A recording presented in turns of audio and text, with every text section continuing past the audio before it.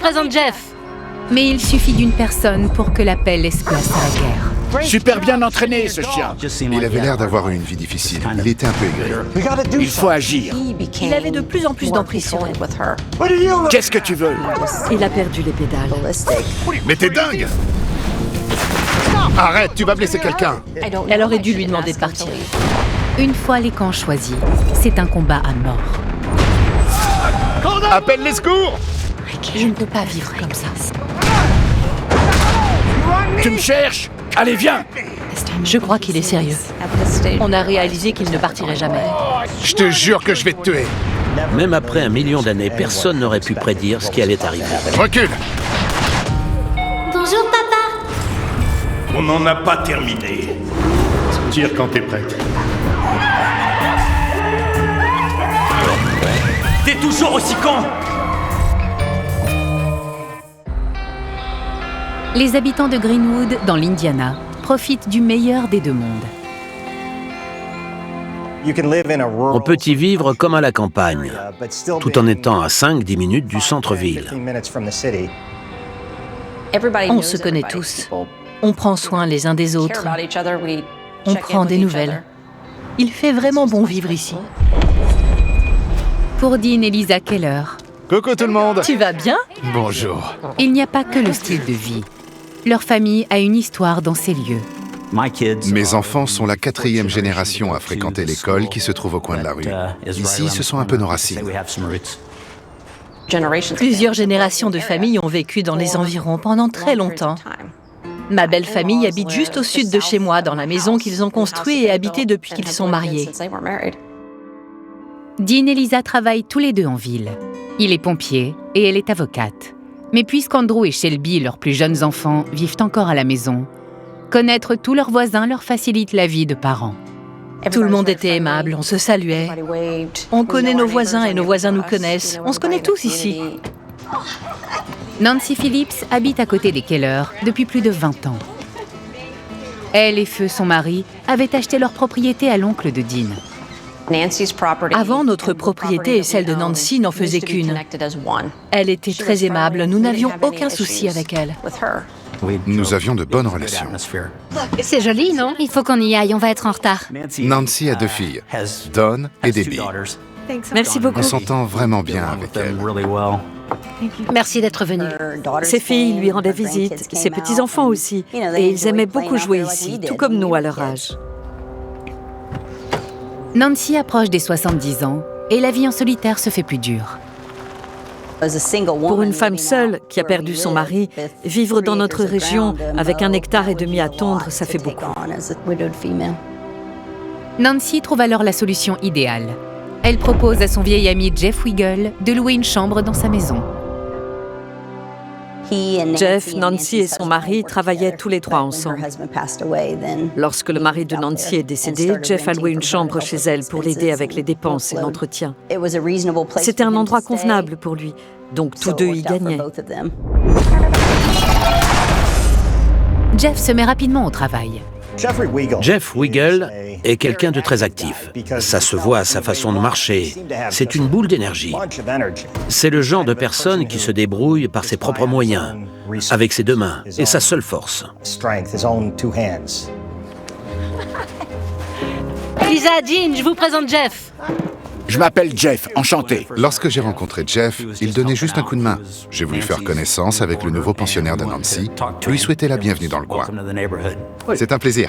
Il paraît que vous êtes pompier. Je suis admiratif. Je suis admiratif de votre travail. Je ne suis sûrement pas aussi rapide que vous à cause de mon bras.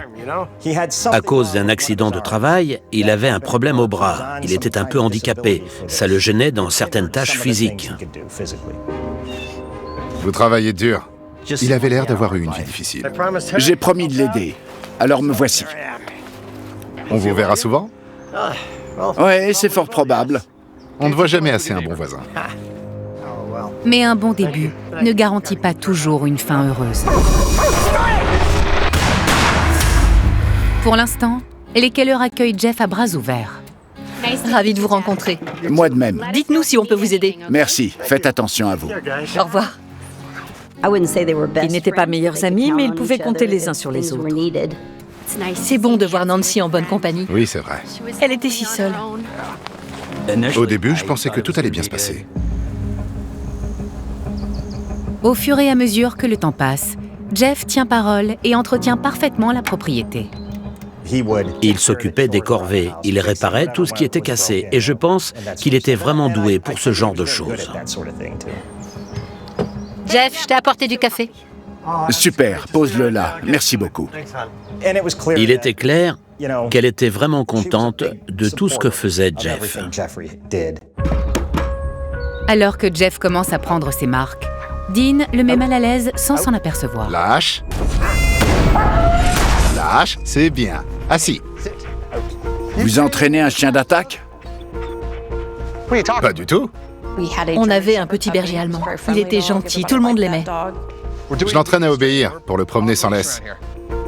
Sans laisse, si vous le dites. À la campagne, personne ne promène son chien en laisse. Mais il n'était pas de la région. Je ne crois pas qu'il ait déjà vécu à la campagne avant d'habiter ici. Le chien n'est pas la seule chose à surprendre Jeff. Vous êtes dans l'armée? Seulement à temps partiel. On est réserviste retraité de l'armée de l'air. Et habituellement, on ne se promène pas en uniforme près de chez nous. Mais une nuit, après une manœuvre, Dean est rentré à la maison en uniforme. Je suis plutôt pacifiste. Il m'a dit qu'il était un hippie, un pacifiste. Il était contre la guerre. Ça ne vous dérange pas, j'espère? Pas du tout. Je lui ai dit, aucun souci, je me suis engagée, c'est mon choix. Vous ne vous êtes pas engagé, c'est votre choix. Bon, allez, restez là. Tu attends. Attends. Dean et Jeff appartenaient à deux mondes opposés. Il avait l'air d'être quelqu'un d'un peu aigri. Nancy, attends. La tension monte entre les deux hommes lorsque Dean assiste à une conversation des plus troublantes. Je vais voir les filles. Je peux y aller seule. Non, c'est trop loin, c'est trop dangereux. Dangereux? Monte. Dès qu'elle voulait se rendre quelque part, Jeff y allait avec elle. Monte dans la voiture. Son comportement n'avait aucun sens. Il avait de plus en plus d'emprise sur elle. Et Nancy ne tenait pas tête à Jeff. On se posait des questions sur son caractère. Et Jeff n'aime pas avoir un public. Qu'est-ce que tu veux? Il y a des gens avec qui ça ne colle tout simplement pas, et je le comprends. Mais normalement, on essaie d'éviter ces personnes. Malheureusement, je l'ai appris trop tard. Après avoir emménagé, il a un peu mis tout le monde à l'écart. Et ça a complètement changé notre relation avec Nancy. Il voulait que personne ne mette les pieds sur la propriété. Et ce mépris s'applique aussi aux animaux.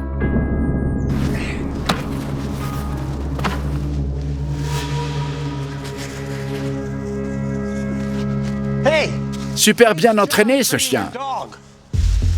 Ça veut dire quoi, ça? Ça veut dire que ça, c'est à toi.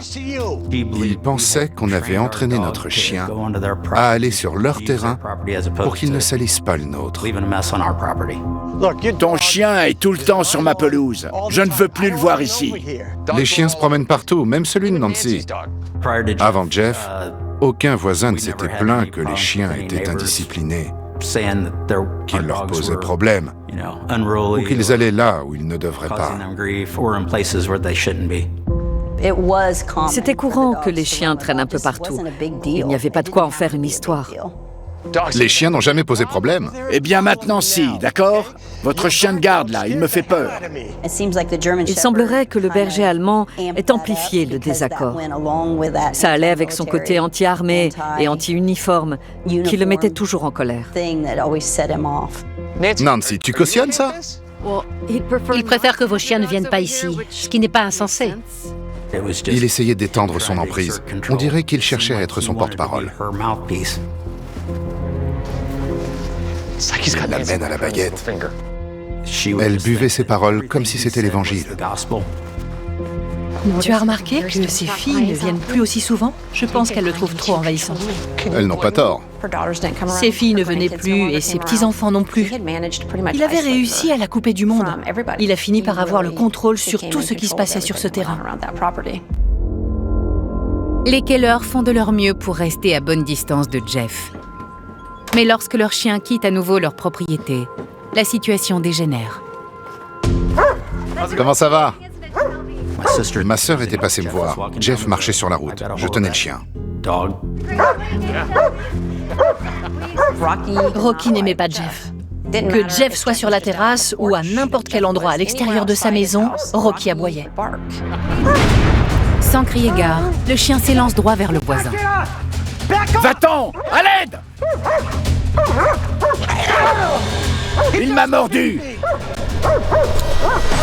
Qu'est-ce que tu fais? Mais t'es dingue!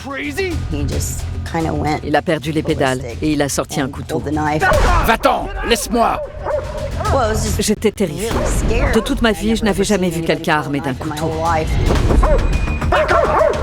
Va-t'en! Il a sorti un couteau de poche. C'était vraiment pas nécessaire. Qu'est-ce que tu fais? Je sais que ce n'est pas normal que mon chien soit hors de ma propriété. Mais ça ne sert à rien de le blesser. Mais t'es dingue! Il y a des enfants. J'essaie de désamorcer la situation. Mon frère a attrapé son chien et on a cru que Jeff allait bien. Il ne saignait pas, on ne voyait aucune blessure. Et puis Jeff a appelé la police. Lorsque les officiers arrivent, ils interrogent les deux parties. Le chien s'était lancé et lui a sauté dessus. Il l'a griffé, mais il n'y avait aucune trace de morsure. Il n'y a aucun moyen de savoir si le chien a bel et bien mordu Jeff, mais quoi qu'il en soit, il y a des conséquences. Monsieur Weigel est blessé. Vous devrez placer votre chien en quarantaine. C'est une blague. Ça signifiait que le chien devrait rester à l'intérieur. Pas du tout. Et pour le sortir, je devrais utiliser une laisse. Ce qui était un peu bizarre. Les policiers demandent aux deux voisins de rester sur leurs propriétés respectives. Faites attention. Sérieusement, il s'inquiète plus pour son chien que pour moi. Pour Jeff, les Keller n'avaient pas agi assez rapidement pour maîtriser le chien. À l'aide! Ça l'a beaucoup énervé. À cet instant, je me suis dit pour la première fois que ça n'allait pas fonctionner. C'était difficile à comprendre parce qu'on n'avait encore jamais eu affaire à quelqu'un comme ça dans le coin. Quelques semaines plus tard, la quarantaine du chien prend fin. Mais Jeff continue d'avoir peur de l'animal des Keller. Dis-moi! J'aimerais que tu tiennes ton chien en laisse. Pourquoi ça? Il m'a déjà mordu, il peut recommencer. Je ne comprenais pas son cheminement de pensée. Si le chien te fait peur, alors rentre chez toi. J'applique la loi, mais tu ne vas pas me dicter ma conduite chez moi, c'est complètement ridicule. Très bien. Alors je vais devoir trouver un moyen de tenir ton chien à l'écart de notre terrain. Notre terrain? On dirait qu'il était toujours dans la provocation. Allez mon chien, prends ta balle. Cet homme, qui pour une raison obscure nous détestait, avait énormément d'emprise sur ce qu'on faisait et comment on le faisait. C'est horriblement dur à vivre. Il louait une chambre, ce n'était pas son terrain, Jeff n'était propriétaire de rien. Puisque Jeff n'est pas prêt de partir, Dean trouve un moyen de diviser les terrains. Allô? Nancy? Oui, qu'y a-t-il? Je veux installer une clôture grillagée sur nos terrains pour que tout redevienne comme avant. Eh bien, je n'y vois pas d'inconvénient. J'ai parlé à Nancy, elle était d'accord. Dean décide d'enlever l'ancienne clôture pour en installer une nouvelle, afin que les chiens restent dans leur terrain et n'aillent pas chez les voisins. Hé, qu'est-ce que tu fabriques? Une nouvelle clôture. Qui t'a autorisé à enlever l'ancienne? Dean comprend alors que cette querelle ne concerne pas uniquement les chiens. Pour Jeff, cette clôture était la leur et Dean n'avait aucun droit de l'enlever. Pour commencer, ce n'est pas ta clôture. C'est notre terrain, donc notre clôture. Et ensuite, Nancy était d'accord. Moi, je n'ai pas donné mon accord. Je savais que c'était notre clôture. Jeff agissait juste comme à son habitude. Pour l'instant, Jeff ne peut rien faire. Mais Dean sait que cela ne va pas durer. Il est comme un enfant. Si tu m'ignores, je trouverai quelque chose à faire jusqu'à ce que tu t'occupes de moi.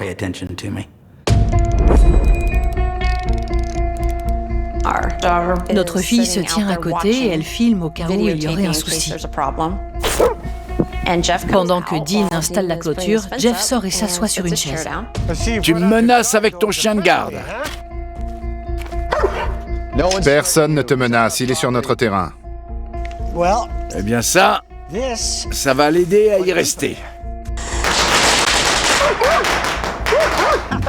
Il s'est mis à allumer des pétards et à énerver le chien.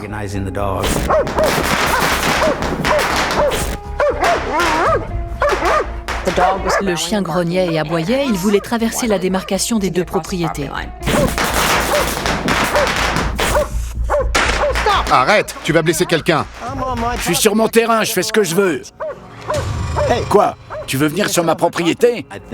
Il voulait m'attirer sur leur terrain pour avoir une raison d'agir. Tu vas vraiment venir chez moi? Ces deux-là pouvaient faire ça tous les jours. À chaque fois qu'ils se croisaient, l'un faisait quelque chose pour énerver l'autre. Papa, arrête! Allez, viens. C'est bien ce que je pensais. Je me suis dit qu'il valait mieux que je recule. Des choses allaient être dites, peut-être sans pouvoir être retirées par la suite. Bon chien, allez. Les deux parties ont dû ressentir une colère et une frustration extrêmes. On a dit à nos enfants de ne pas le provoquer, que ce soit verbalement ou physiquement. On leur a dit, s'il est dehors, restez de l'autre côté de la maison. Ivy, on y va. Gardez toujours une barrière entre lui et vous. Je n'ai jamais compris cette histoire de clôture. Je n'ai pas compris ce qui a mis Jeff en colère. Qu'est-ce que tu fabriques? Une nouvelle clôture. Qui t'a autorisé à enlever l'ancienne? Elle bloque ton chien. On avait acheté les matériaux, on l'avait installé nous-mêmes, donc c'était clairement la nôtre. Je n'ai pas compris pourquoi c'était un problème. Moi, je n'ai pas donné mon accord. Il y avait déjà une clôture avant, donc il fallait simplement remplacer la vieille clôture par une autre. Je n'ai jamais compris son énervement. Tu vas venir sur mon terrain?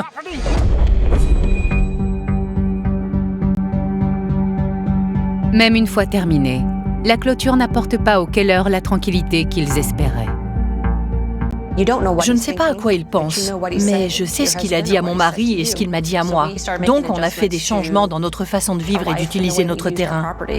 Pendant ce temps, Nancy Phillips est toujours aussi reconnaissante de l'aide de Jeff et n'a aucune conscience du stress qu'il cause chez ses voisins. Elle aurait dû lui demander de partir. Mais elle nous disait toujours qu'elle ne comprenait pas, qu'elle le contrôlait. Pour le moment, la clôture permet de garder une distance de sécurité entre les deux hommes. Mais elle ne s'étend pas jusqu'aux limites du terrain. Jeff s'est rendu au bout de la clôture. Le berger allemand de Dean sort et fonce tout droit sur Jeff. À l'aide! Va-t'en! Jeff essaie de se défendre face au chien. Allez, va-t'en! Je vais chercher le chien et il s'avance vers moi. Jeff sort un couteau. Ils se débattent au sol. C'est vraiment dangereux. J'attrape la main qui tient le couteau et il me plante. Putain! Ça m'a touché profondément au bras droit. Appelle les secours! Notre fils Andrew m'appelle en larmes au travail pour me dire que Jeff a poignardé Dean. Psychologiquement, on n'est pas préparé à recevoir un appel vous disant que votre voisin a poignardé votre époux. Dans notre région, on n'a pas l'habitude de voir ce genre de comportement. Ce n'était pas quelque chose de normal à l'époque. Andrew était jeune.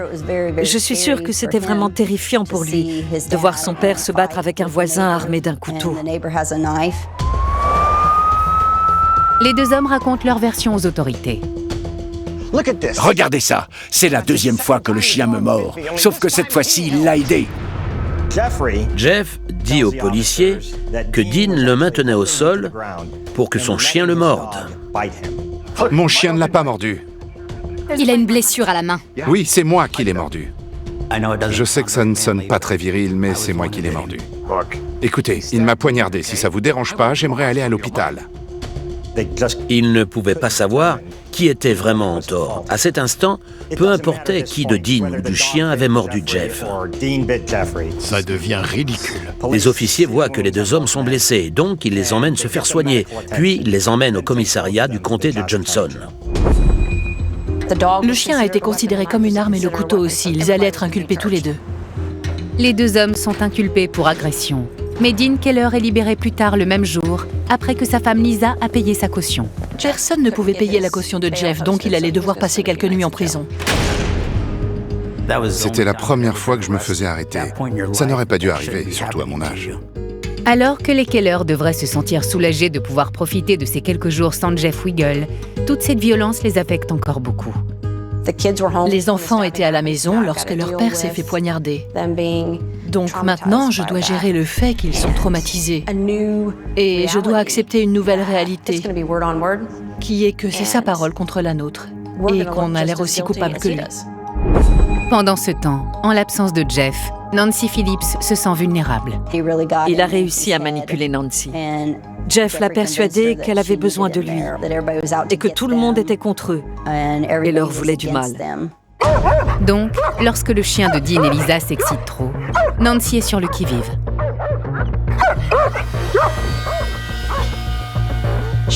Le chien la faisait paniquer. Nancy sait qu'il y a une ouverture dans la clôture et a peur que le chien ne pénètre sur ses terres. Elle est partie chercher un pistolet. Et elle a tiré en l'air. Là où on vit, les gens tirent tout le temps.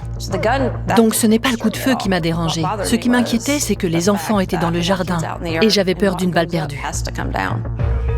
On appelle une nouvelle fois la police et elle leur dit qu'elle ne savait pas très bien comment décharger l'arme. Et donc elle a tiré en l'air. Il n'y a pas eu de suite. Face à cette tension grandissante, Dean et Lisa sont terrifiés à l'idée de ce qui pourrait arriver un jour. Je suis pas sûre que ça vaille le coup de rester. On savait que quelque chose allait arriver. Je ne peux pas vivre comme ça. Et en tant que parent, c'est le pire. Est-ce que ça vous arrivera à vous, à votre mari, à vos enfants? L'angoisse des Keller monte en flèche lorsque Jeff sort de prison. Les procureurs se sont penchés sur l'affaire et ont finalement abandonné les charges. Dean et Lisa pensaient qu'elle allait profiter de cette semaine en prison pour le mettre dehors. Mais Nancy accueille son locataire à bras ouverts. Tu as faim? J'ai préparé le dîner. Je suis affamé. Je me souviens de m'être dit, et voilà, c'est reparti. Et maintenant, quoi? Tu es seul? Oui.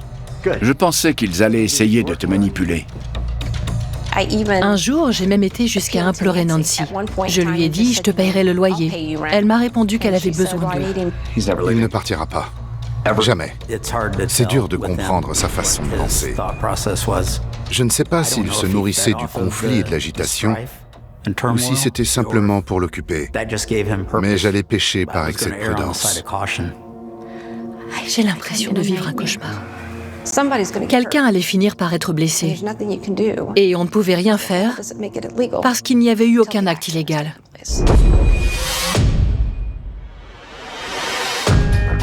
On en est arrivé au point où si on entendait la porte s'ouvrir,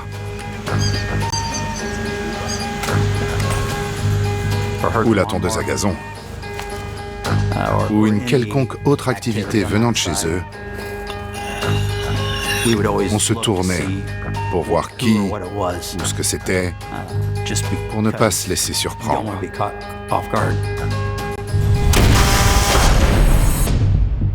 Quand Jeff apprend ce qu'il s'est passé lors du dernier incident, il décide de prendre les choses en main.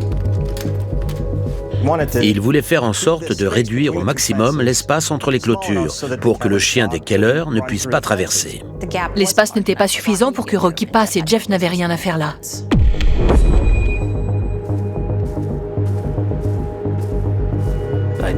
Je lui ai dit, ce n'est pas ta clôture, n'y accroche rien, s'il te plaît. Si tu le fais, je l'enlèverai. Mais Jeff tente inlassablement de combler cet espace. Je pense qu'à un moment, c'est devenu un autre moyen d'agacer mon frère. Quand Dean surprend Jeff à la clôture une fois de plus, il sait que la confrontation est inévitable. Sauf que cette fois-ci, il aura des preuves. Les officiers nous ont dit que dans la mesure du possible, on devait essayer de filmer ces incidents parce que sinon, ce serait sa parole contre la nôtre. Donc j'ai sorti mon téléphone et j'ai enregistré la scène.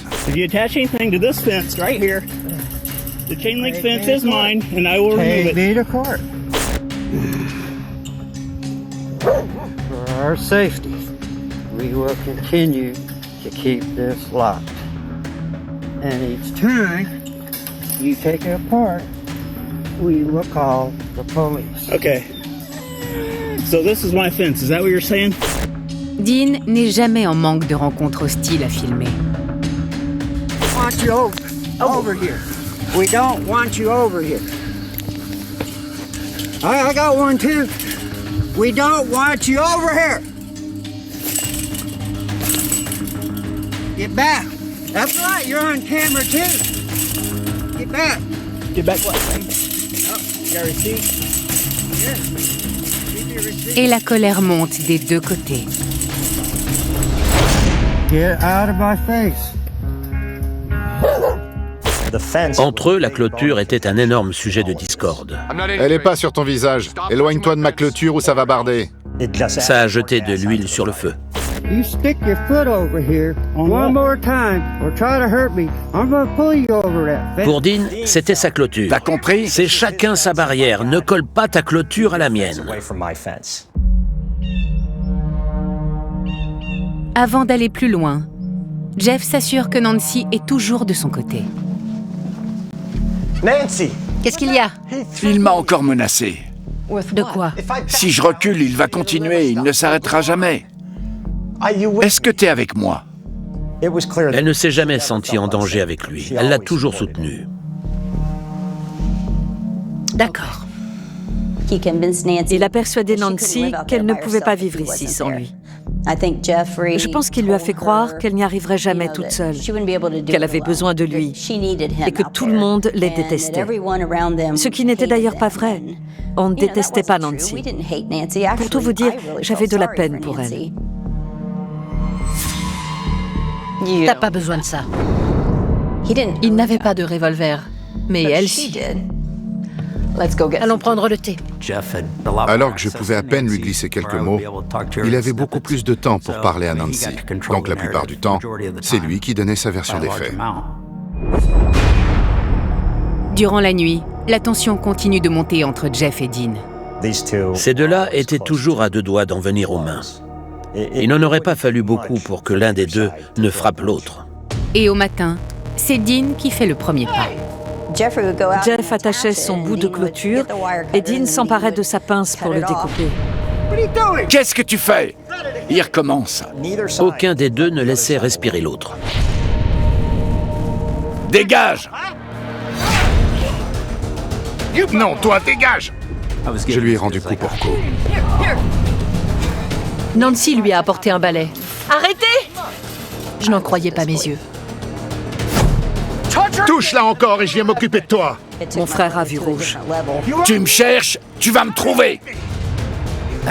Je voulais passer la clôture, mais je savais qu'il ne valait mieux pas. Donc je n'ai rien fait. La police arrive et une fois de plus, ils font de leur mieux pour arbitrer cette dispute entre voisins. C'est quand même fou d'en arriver jusque-là, pour un désaccord à propos d'une clôture. On n'y est pour rien. C'est lui qui a commencé, il l'a frappé. Dean et Lisa racontent à la police que Jeff les a frappés tous les deux avec le balai. Mais Jeff et Nancy disent que Dean a frappé le premier. Non, c'est lui qui a commencé avec ce poteau de clôture. Nancy raconte à la police que Dean a ramassé un poteau de clôture. Non, toi dégage! Et il a frappé Jeff avec. C'est la parole de l'un contre celle de l'autre. Et sans preuve concrète. Vous ne pouvez rien faire? Aucune charge ne peut être retenue. J'avais l'impression qu'on avait perdu notre temps à les faire venir chez nous. J'étais très agacé. Je veux juste que ça s'arrête, d'accord? Ça devient vraiment effrayant. Je ferai un rapport que je transmettrai au procureur du comté, mais vous savez ce que vous devriez faire.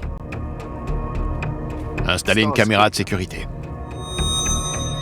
Les policiers leur ont suggéré d'installer une caméra de surveillance à l'extérieur. Ces incidents seraient alors filmés sans qu'ils aient besoin de les enregistrer eux-mêmes avec leur téléphone. Donc on achète une petite caméra, que j'oriente vers l'endroit où il y a eu des frictions. Je vais le filmer en train de passer le bras par-dessus la clôture pour me taper la tête ou me piquer avec un balai. On aura la preuve irréfutable qu'il nous fallait.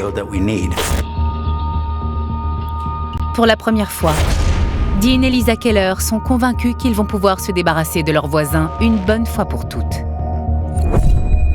Et Jeff Wiggle reste déterminé à se protéger, lui et Nancy, par tous les moyens.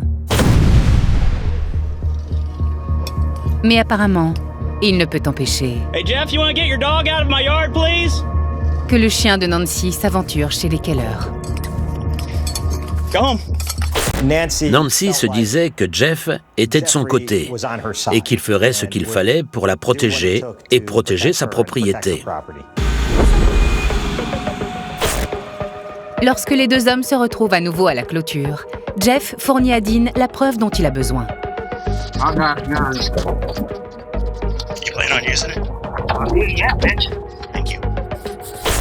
J'ai vraiment dit merci, parce que je me suis dit, c'est bon, il m'a menacé avec une arme à feu. On peut appeler la police.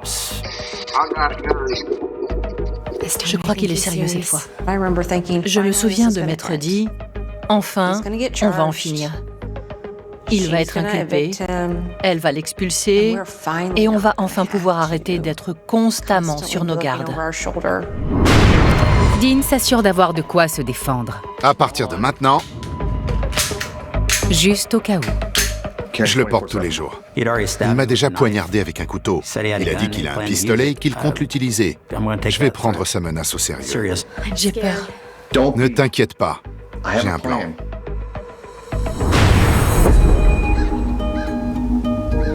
Pour bien faire les choses, Dean va voir Nancy une dernière fois. Nancy? Je peux te parler de Jeff? I use this portion of my yard without him coming out here and harassing. If he leaves, we can use civil neighbors. It's your property. Are you married to him?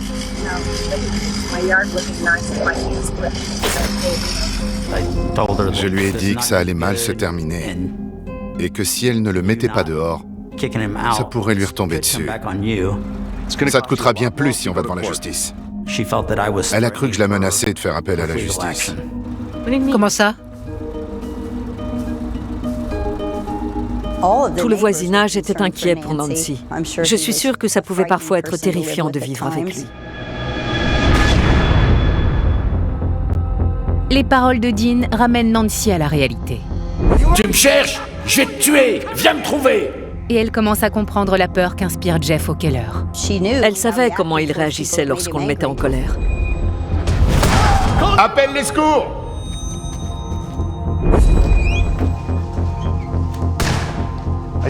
J'ai vu son chien dans la rue, devant notre maison. On doit faire quelque chose.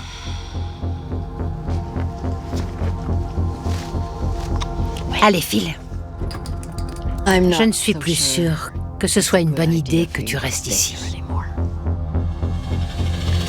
Tu me fiches dehors? Je suis désolée. J'aurais préféré qu'il en soit autrement. Fais attention à lui. Le courage retrouvé de Nancy permet aussi de renouer certains liens. Les filles de Nancy sont revenues. Elles venaient rendre visite à Nancy et elles passaient nous prévenir que Nancy l'avait expulsée. J'étais plutôt optimiste. J'étais contente. Elle avait rempli les papiers pour l'expulsion, mais c'est tout un protocole. Donc il restait là en attendant que le processus d'expulsion soit lancé.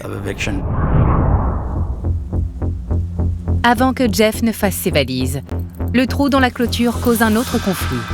Sauf que cette fois-ci, c'est le chien de Nancy qui s'introduit chez les Keller. Il y a eu des menaces et il s'est passé des choses. Donc mon frère n'allait certainement pas s'approcher de la clôture pour leur ramener le chien. Dean prend le chien et l'emmène dans sa maison. Mais lorsque le chien mord Dean, il est obligé de rappeler les autorités. Tu ne peux pas prendre mon chien. Il m'a mordu, j'ai appelé le contrôle des animaux. Mindy n'a jamais mordu personne. Mon chien non plus, Nancy. Pense-y. Rends-la-moi!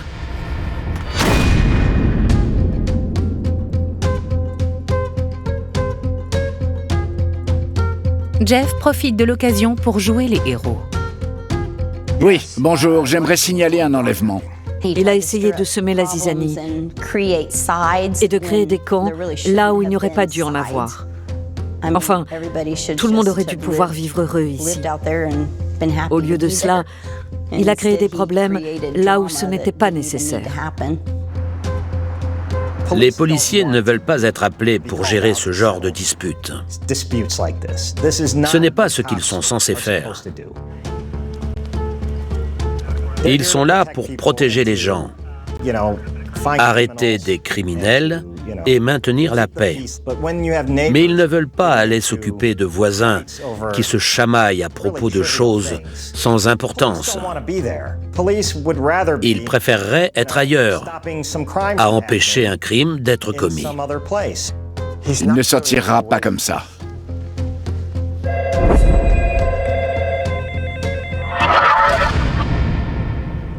Les Keller gardent le chien jusqu'à ce que la police arrive. Dean leur dit que le chien l'a mordu. Les agents du contrôle des animaux mènent l'enquête et finissent par donner un avertissement à Jeff et Nancy. Jeff était très en colère, et si mon voisin avait pris mon chien, je serais très en colère moi aussi. Cette nuit-là, Jeff saisit cette opportunité de s'attirer les bonnes grâces de Nancy. Ça m'a fait de la peine pour Nancy. Je pense que Jeff a profité de la situation. J'ai peur qu'il recommence. Tu m'étonnes. J'en ai pas envie. Je ne sais pas si Nancy a suivi Jeff parce qu'elle en avait peur, ou si elle l'a vraiment cru et a suivi son cheminement de pensée. Et Nancy finit par changer d'avis. Peut-être que tu devrais rester. C'est peut-être ce qu'il y a de mieux pour nous trois. Ça n'a fait que me prouver une fois de plus qu'il avait le contrôle sur elle. À cet instant, j'ai réalisé qu'il ne partirait jamais. C'est toi l'imbécile. T'es un crétin. Suite à ce nouvel échec, Dean a atteint sa limite. Imaginez-vous être en alerte dans votre propre maison. Nancy a dit à la police qu'elle avait entendu Dean dire qu'il allait finir par tuer Jeff. Je te jure que je vais te tuer. Mais à ce moment-là, elle ne pensait pas que c'était sérieux. Elle a mis ça sur le compte d'une de leurs disputes. Dean et Jeff disent tous deux avoir reçu des menaces de mort. Mais l'un d'eux va bientôt aller plus loin que les menaces. On voit bien que les choses dégénèrent. Année après année, les choses s'enveniment, la tension monte. Mais même après 1 million d'années, personne n'aurait pu prédire ce qui allait se passer ensuite.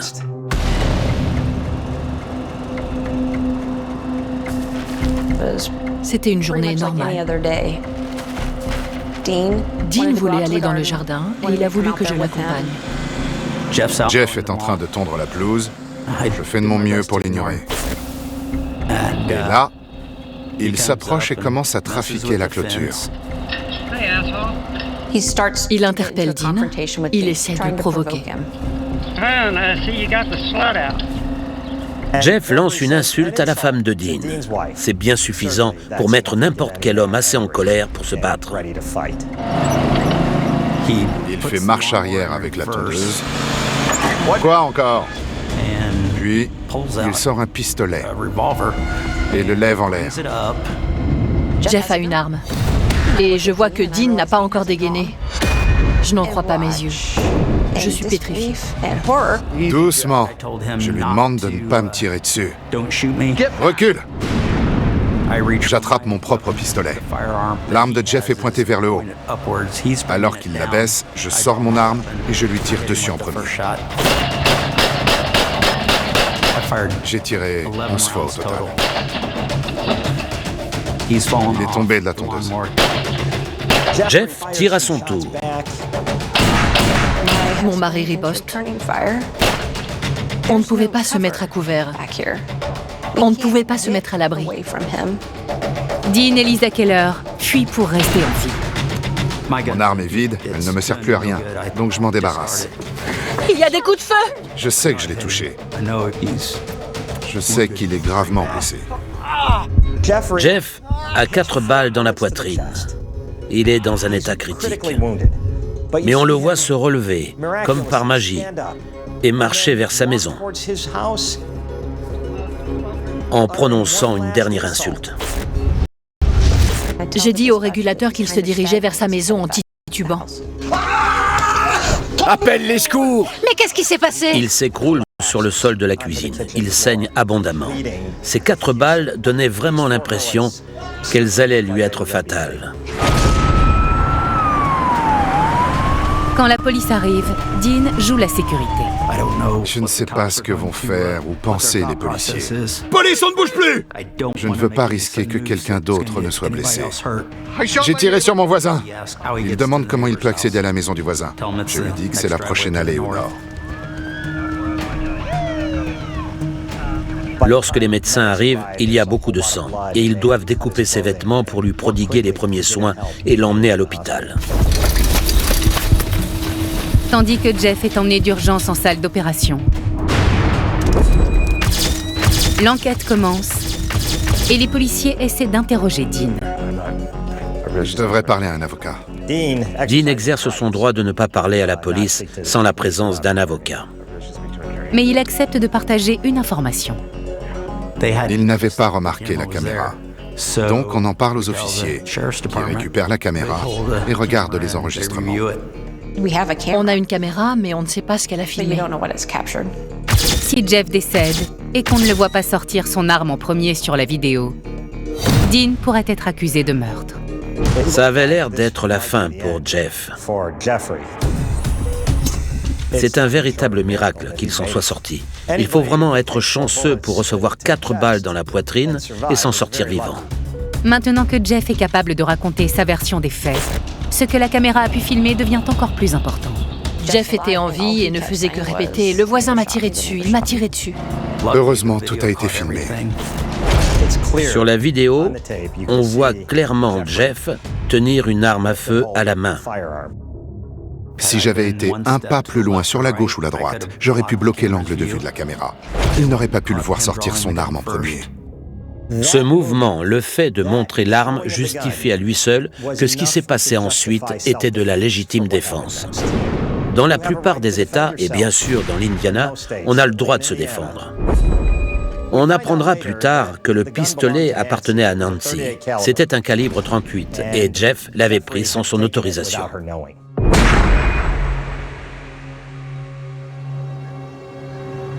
Un an plus tard, au procès, la vidéo de surveillance scelle le sort de Jeff. Les procureurs inculpent Jeff pour imprudence en possession d'une arme létale. Il est condamné à 6 mois de prison avec sursis. Dean Keller n'a jamais été inculpé. Ça m'enlevait un poids des épaules. Jeff a tiré 5 fois et n'a jamais touché Dean. Je serai à jamais reconnaissante pour ça. Parce qu'à la distance où il se trouvait, il n'aurait pas dû le manquer.